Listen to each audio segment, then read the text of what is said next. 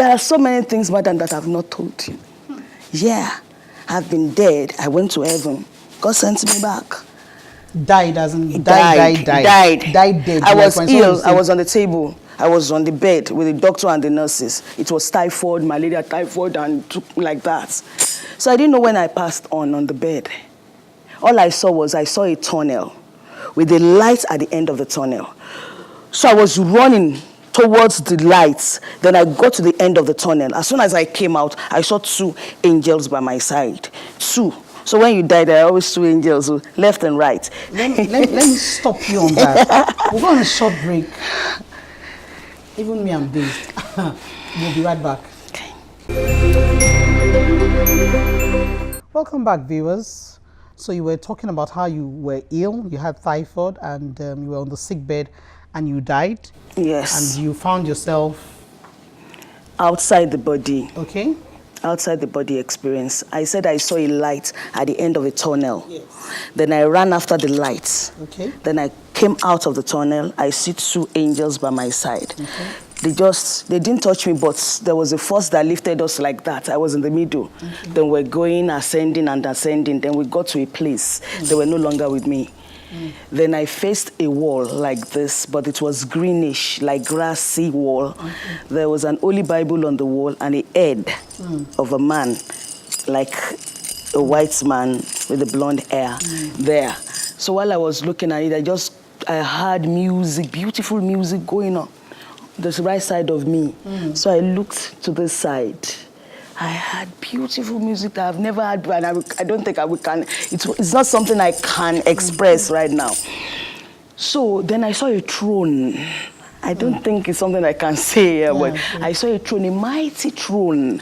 On the throne was seated a ball of fire. Yeah. This color, fluorescent ball, a ball of fire. It was a fire, but a ball seated on the throne. And the throne looked at this place and said, give her back alive. And the man, the head, said, what is your name? Then I told him. Suddenly something entered me. That Yoruba was so me. Here on the bed, they were already like pumping. And then you just came alive. Yeah, that's an experience. Your father's siblings, are they also like that? I mean, his family members, are they like that? Do they talk with rage? Do they, are they always angry and all that? Are they that tough people as well? They are not as tough as my father, no. My father was the last born. You know what really affected my father? My father, being the last born of his parents, was spoiled by his parents and all that. So one day, like the story goes, an aunt came home and saw him. So you have your pot of soup, you have this and that. You are spoiling this child, let me take him. Let him come and live with me. He now took him to our own place, but she didn't treat him well. Wow. She didn't show love to him. He was used, He was the one cooking, he was the one doing this, was the one taking care of the woman's children and all that. Wow. I think that is where he lost the love. Wow. What he does not have, he could not give us. So he became hard. He went to school, he was successful, but then he was not an happy man. I think that was not an happy man. I think that was what, he thought that was the way to impart strictness and everything, anger and all that to us. The anger too, like the same thing that I exhibited, was what he too. He was not able to manage it with my mom. And mom coming from Bata, tell her, don't do this, why not go home and tell the parents? What do you mean? Why shouldn't I do this? This is how I did to my father's house. Your father will just give her one slap that this is my own house now. Can imagine. I mean, so when your father did all that and, with the anger and everything, did you guys at any point in time, no, I mean, even speak with his siblings or his family members, say, come on, talk to your brother. He was distant. He didn't have the same thing I experienced with my siblings is what my father experienced with his. I just still think it's that thing. That spirit is still moving. So somebody needs to do vicious cycle. Somebody needs to do something about it. And thank God I am doing something about it. You understand? There was no rapport There was no rapport. My father segregated himself away, English way and all that. Although he goes home, he still calls Egbon and all that, but there was no love lost between them. And did you at any point attack him? Did you confront him at any point before you became born Never. again? My daddy will say, Toluwanimi does not even know if I have tribal marks or not. She doesn't. We have never seen. She has never looked up to my face. I told her, you must not. Wow. Wow. Did he, I mean, you insinuated a couple of things while you were talking about your father. Did you ever see him when he's in this rage? Did you ever see him chanting any incantation or anything? Not incantations. We have to be very careful with the words we speak. No father wants to curse his or his children, but there are some times you must not curse. Because I remember that my father would buy foodstuff, provisions for the house and all that. We lived well. Understand? So we would drink. My daddy would always tell you, eat everything you want to eat, but don't waste anything. But being children, at times we open a tin of milk because we're not able to finish it. We'll go and drop the tin inside the wall or throw it somewhere. Then later daddy will find it and say, children, some people cannot eat. There is no food for them and you are wasting it. Instead of him to stop it as that, it will maybe from the hunger, from where it's coming from, or from work, or because he has anger issues, he will say, that you will still go you still get hungry. These are words that the enemy is holding. And being that my father is not a firebrand Christian, the demons are always around the house. You understand what I'm saying? So they're holding on to those words. At times we do some things, he will say, you know? What does that mean in English? I don't even mean that you just started. Worse things will happen. Oh, wow. Then at times he will say things like, I will be in war path with you. I will be in war path with you. You understand these things? We're just taking it in. We're taking it in. He built a house. He had a car. If my father built a story building, that means none of us can build that except a bungalow. So you can't get up to his level, or you can't do as much as he has done, or achieve as much as he has achieved. And he didn't mean it like that. Yeah. He didn't mean like that. Like he just said it like, you can't make shakara to me, whatever. That in future, it is written that I've built a house, I bought cars, so what's the big deal? But then it meant another thing in the spiritual. And it affected us. What was the worst that you did? What was the worst that you did? What was the most devastating thing that you did when you were angry, or when that rage came on you? The worst thing I did, which I still regret till now, is I met a very good guy who proposed and all, like a soulmate, was nice, the same with fate. And he did something which I could not forgive. They brought people to me, it's okay. I said no, because I've said no, I will not say yes and all that. That was how I lost him. Please, what did you do? Is this something you can tell us? No, I told him to go. What was his offense? Pata, he slept with another woman. Yeah. Hey, Jesus. He slept with a close friend. Not your sister, not your blood. A close friend, but he came. Before he did it, I knew, because I saw the signs. After I did it, he could not hold it to himself. He came and prostrated. Oh, he came to tell you by himself? He came to tell me by himself. Before I even mentioned, I said, this is what you did. He said, yes, please forgive me. And you still sent him away? I sent him away. I sent him away, but he was still in my soul.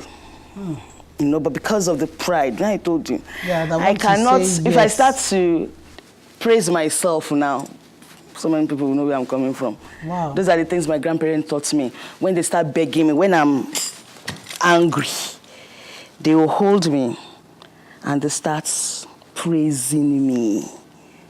So when they start to praise you, That calms me. My name, they'll give me. I know I can say it now, but if I do, a lot of things will. They start praising me. So you were like, I mean, and please forgive me for this thing. You know, in Yoruba they will say, no, my grandparents are religious. They are Muslim. It's not no, a I understand. Because if I should mention the name praise to you now, you see that it's not a shoot. I know, I understand, but I mean, I'm just I'm trying to compare it to that. You know, when I don't know whether this happened, but I just hear it that you know, like when the devil is angry, or when the deity is angry, you know, they appease. So that's what they begin to do, is to begin to like sing those praises to appease you, exactly. To appease me, but I'm not a deity. No, I understand. But they just say things they feel that because they know where I'm coming from. So they feel, you know, they were old. I saw my great-grandmother died at the age of 102 or something. And they just guessed it because they thought she was 112. But they just put it like that. So they know that if you use name praise, because they know where I'm coming from. They know this is not ordinary. There was a time my grandmother said, if did be your parents are idol worshippers, she said it. Because of the cutlass thing. Why the cutlass? Yeah, I was going to ask that. Why the weapon, that cutlass? All the good things I lost was because of anger. I lost a lot of good things because of anger. Yeah. So now you're born again. You have turned the negative energy to positivity. Yeah. Out of curiosity, you know, on a lighter note, when you are praying and you're binding the devil, I don't want to imagine the devil is in trouble. As in, just all the anger just begins to pour it on. The Holy Spirit he just takes off with the demons. My best friend. Jesus is real, honest. God, oh God. How do I say it? I told you that God never left me. Yeah.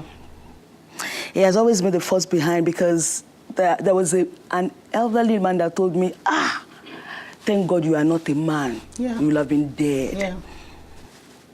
But at times people will just open, you know, because I'm a woman, let's leave. I know what I'm talking about, madam. There was a day I went to the market to buy something. As soon as I got to the store, something told me, don't buy it there. I wanted to go and buy momo, what we call cowhide.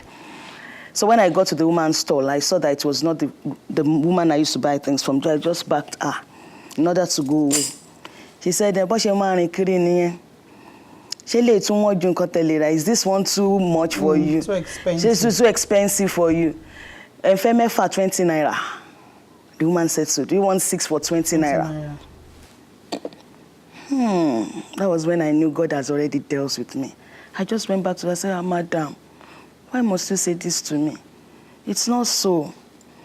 Why do you have to say this? If I say this to you, will you be happy? She was shivering. I said, so because you saw me like this, that means that I want to buy 6 for 20 naira. There's a particular person I buy it from, Madam. You shouldn't have said that. I started to apologize. Was before? When I was real, my eyes will not even allow you to say it now. Jesus Christ. I will carry the whole thing, dump it inside the gutter, and hold her neck. The whole pomo? Ben, I will hold her neck. Wow. To kill her. Wow. Yeah. I don't care. What will happen? Have you ever tried to kill someone? By holding their throat, yes. Are you serious? But people held you. Yeah, I removed my hand. And it's just with one hand. I will concentrate the whole anger from here into this hand, into one hand. You hold the neck with one hand? Yeah. No matter how fat or big you are. It will, my friend used to say, That you have worn the anger like a cloth. Yes. So these are the same thing. This is the same thing God used for me. In evangelism, when I'm praying, when I'm doing things. It's the same force that comes. It's now the Holy Spirit thing inclined. You know. He has always been someone with me. He never left. So now, whatever I do, because he humbled me. God did not just come and pet me. I suffered. He brought me from... This is a thing that I was opportune to meet the people that matters in the country. Opportune. I had an uncle who was a billionaire. So I don't want to mention names. I met the people that matter to the president. I know the people that matters because of the virtue of where I'm coming from, my mother's side. They come to our house to pay homage to my granduncle. I know them. I know them.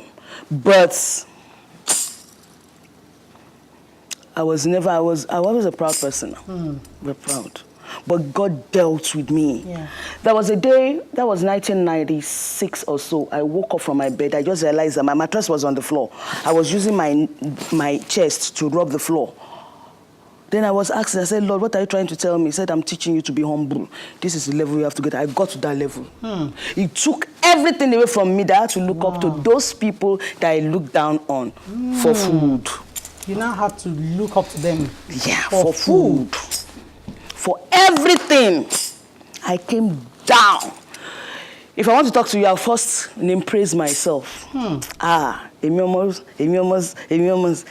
that is how we have Ileke now, where it's beads, the royal family.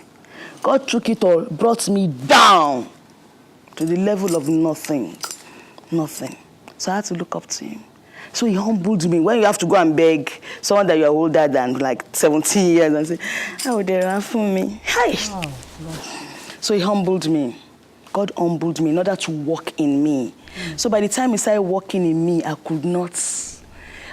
The pride, the anger. Everything was gone. I was looking down. So by the time he started to raise me, I started walking like this.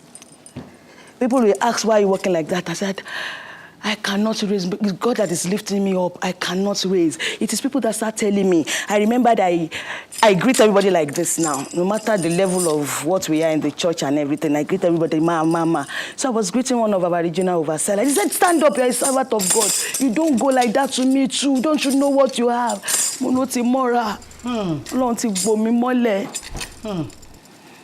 He took everything away. He took everything away. He took everything away. He afflicted me. David said, before I was afflicted, I went astray. God dealt with me, and it was chastisement. It's because of love. He said, Psalm 23 says, the rod and thy staff, they comfort me. The rod is the cane. Yeah. The staff is bringing you back. Chastisement. God used the two at the same time. But while he was using, he was still speaking, and the Holy Spirit never left me. Your children, do you see any one of them that has your traits? No. God is good. Thank God for that. God is good. Cool kids. Cool kids. It's fantastic. It's really been exciting talking to you. Yes, I'm dazed. I'm really dazed, honestly. And all this coming from a woman.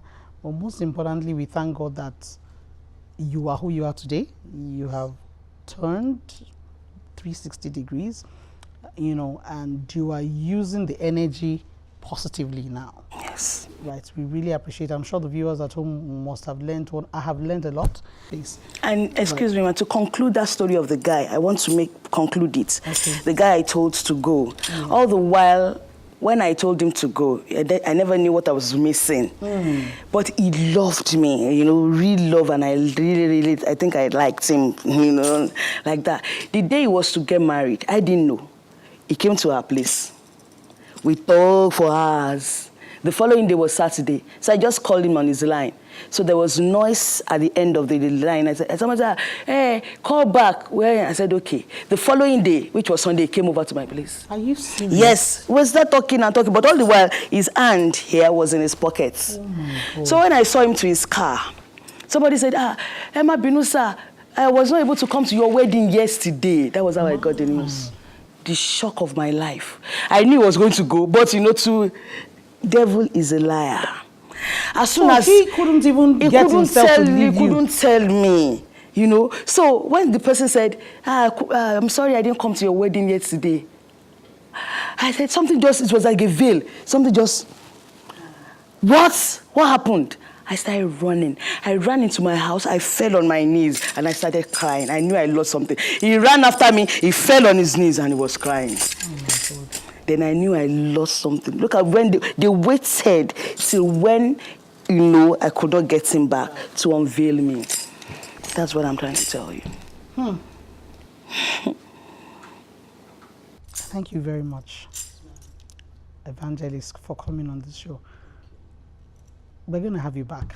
We are definitely going to have you back because I think there's so much to learn from you. Things that we just overlook and we just feel is one of those things. It's not one of those things. Thank you so much. I appreciate you coming. God will continue to use you mightily. Your ministry will continue to increase. He will continue to empower you, to strengthen you. And you will continue to use this power positively by His grace. By His grace. That rage will not come again. That rage will be towards the enemy. Yes, towards the enemy. By His grace, you yes, know. And all the good things you've lost, God will give them back to you in 100-fold. Amen. Just like He did to Job, it will come back to you by His grace. Amen. Thank you so much for coming on the Thank show. you too, man. Hey viewers, we've heard the story of Evangelist Toluwanimi. It's an amazing one. It's an eye-opener for every one of us. And I want us to ponder on some of the things I'm going to be asking you, or we're going to be talking about right now. In closing, first of all, what kind of traits or character do you see in your children? Or do you look at it and say, oh, I have this trait, or I have this character, or I used to do this when I was younger, or my parents or my grandparents used to do this when I was younger? Do you link it to that? And if you do, what do you do about those things? Do you just keep quiet and you just watch it and, oh, it's just one of those things? I came over mine, you know, he or she will get over his as well. Do you keep quiet? Do you watch it destroy them? Does it get to that point? What sort of relationship do you have with your children? Are you the one that gets home and you want to be the tough dad or the tough mom? You want them to see you as a very, very strong person. You're a disciplinarian. You know, you want to come in and everybody runs into the room and they, you know, they're wondering, oh, daddy is back. I don't want daddy to see me. I don't want anything to happen. Is that the kind of father you are? Is that the kind of mother you are? You don't have a good relationship with your children. You don't talk with your children. You don't sit down to gist with them as friends. Therefore, they can't even come to you to discuss anything with you. Do you put off that Margaret Thatcher look when you get into your house? That's a very tough one. If you don't have love, you cannot give love. You can't show love. If you don't have happiness, you can't show happiness. You can't feel happiness. People around you will not be happy. So it's important that you make sure that within yourself, regardless of whatever your situation is, you're happy within yourself. You love yourself. It's only when you love yourself, you'll be able to love people around you. It's nice being with you people today. Till I see you next time on Facing My Mistakes. My name is Yetunde.